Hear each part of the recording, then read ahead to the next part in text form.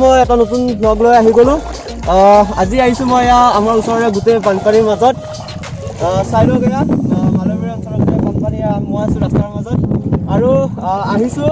গোটেই বহুত বানপানী হৈছে ইয়াতে মোৰ গাড়ীও আনকি ফচি গ'ল চ' চাওক গোটেই ভিজিলোঁ জোতা জোতা চব ভিজি গ'ল চ' আপোনালোকক আজি সকলোবোৰ দেখুৱাম গোটেই পানী দেখুৱাম কেনেকুৱা অৱস্থা হৈছে আপোনালোকে গম পাইছে বৰ্তমান গোটেই অসম পানী পানী পানী হৈ গৈছে আৰু যেন সাগৰ সদৃশ পানী চ' আজি ময়ো আহিলোঁ চাবৰ কাৰণে চেষ্টা কৰিম চ' বলক আগলৈ আপোনালোক সকলোবোৰ দেখুৱাম আৰু ভিডিঅ'টো শেষলৈ চাই থাকক মই আৰু বেলেগ বেলেগ জেগাত যাব চেষ্টা কৰিম সকলোবোৰ দেখুৱাম গৰম পাইছোঁ যে চবতে ঘৰবোৰ যেন ডুবিছে মানুহৰ অৱস্থা নোহোৱা হৈছে তালৈ যাম আপোনালোকবোৰ দেখুৱাব চেষ্টা কৰিম চাই লওক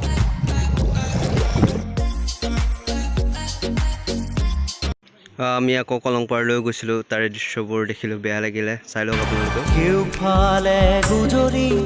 গুমৰি আহিলে বন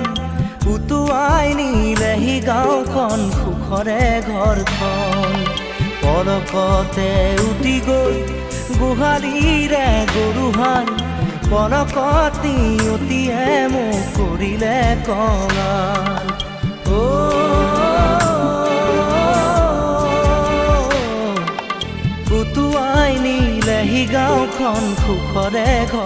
এয়া কলংপাৰৰ দৃশ্য সকলোবোৰ ঘৰবোৰ ডুবি গৈছে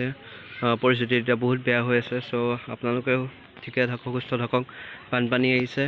আপোনালোক ওখ জেগাত থাকক ভালকৈ থাকক